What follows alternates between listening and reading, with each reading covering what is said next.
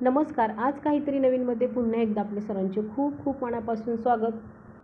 तर आज आपण टम्म फुगलेले नरम असे भटुरे आणि त्यासोबतच चमचमीत अशी छोलेची भाजी पाहणार आहोत.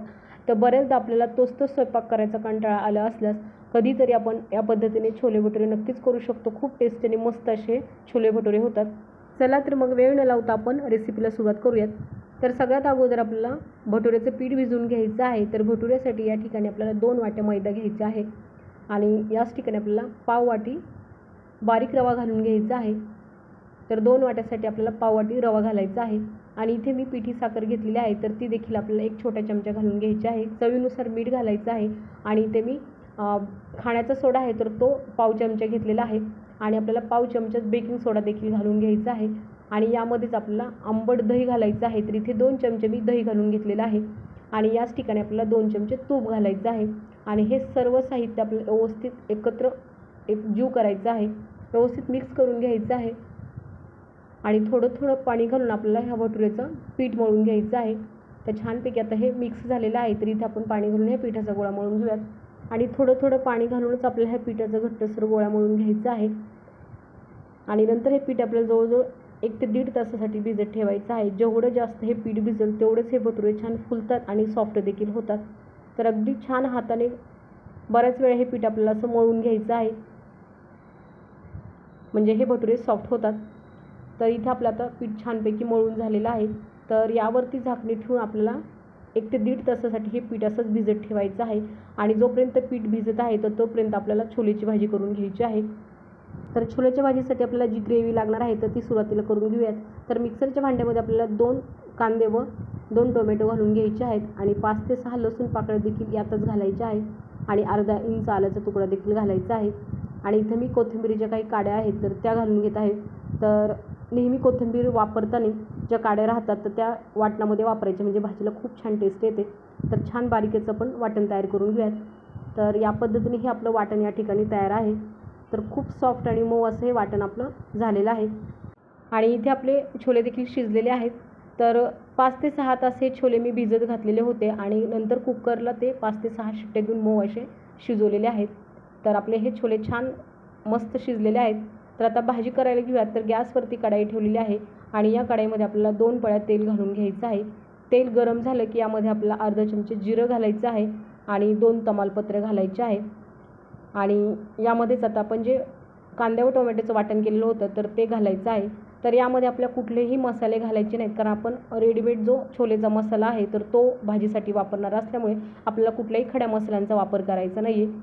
तर छानपैकी आपल्याला ही ग्रेव्ही व्यवस्थित या तेलात परतून घ्यायचं आहे. पूर्णपणे याचं पाणी या ठिकाणी जळालं पाहिजे इथपर्यंत आपल्याला हे फोडणी व्यवस्थित परतून घ्यायची आहे.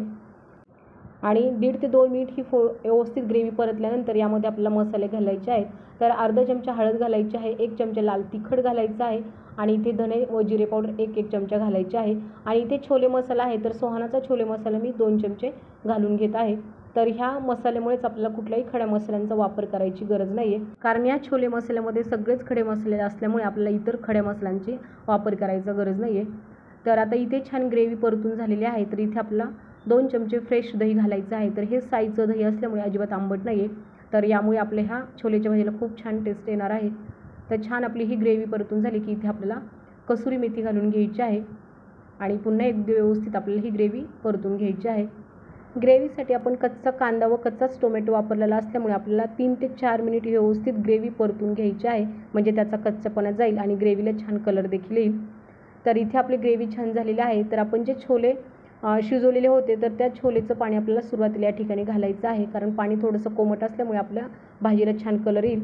तर अगदी अर्धा मिनिट झाकणी ठेवून आपण ही ग्रेव्ही तयार करून घेऊयात. तर तुम्ही इथे पाहू शकता ग्रेव्हीला छान मस्त कलर आलेला आहे. आणि आपण पुन्हा यामध्ये जे आपण छोले शिजवलेले आहेत तर ते छोले घालून घ्यायचे आहेत. आणि ज्या मिक्सरच्या भांड्यामध्ये आपण वाटण तयार केलेलं होतं तर त्याच्यात पाणी घालून आपल्याला पुन्हा ह्या भाजीमध्ये घालून घ्यायचं आहे. तर तुम्ही इथे तुमच्या आवडीनुसार घट्ट व पातळ ही भाजी करू शकता, पण घट्टच ही छोलेची भाजी असते. आणि इथे मी 2 उकडलेले बटाटे आहेत तर ते घालून घेतलेले आहेत. तर बटाटा हा पूर्ण ऑप्शनल आहे, पण बटाट्यामुळे थोडंसं भाजीला थिकपणा येतो आणि चवीला देखील ही भाजी छान लागते. आणि यामध्ये आपल्याला अर्धा चमचा मीठ घालायचं आहे. तर छोले शिजवताना देखील आपण मीठ घातलेलं असल्यामुळे या ठिकाणी मीठ आपल्याला थोडंसं कमीच घालायचं आहे. आणि झाकणी ठेवून आपल्याला ही भाजी 2 ते 3 मिनिट शिजवून घ्यायची आहे. तर आता ही भाजी या ठिकाणी शिजून झालेली आहे. तर यावरती अगदी बारीक चिरलेली आपल्याला कोथिंबीर घालायची आहे. तर छान चमचमीत आपली ही छोलेची भाजी या ठिकाणी तयार आहे. तर मस्त अशी आपली छोलेची भाजी आता तयार आहे. तर आपण भटोरे करायला घेऊयात.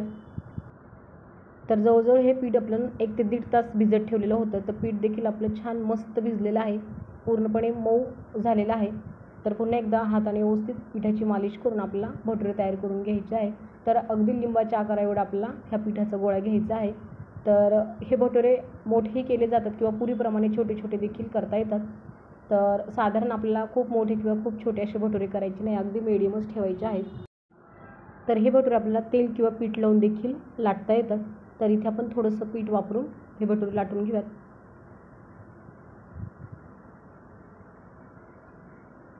तर साधारण आपल्याला एवढ्या आकाराचे हे भटुरे लाटून घ्यायचे आहेत. तर खूप जाड पण लाटायचे नाहीत आणि खूप पातळ देखील लाटायचे नाही आहेत. तर तेल गरम करत ठेवलेलं आहे आणि यावरती भटुरे आपण तळून घेऊयात.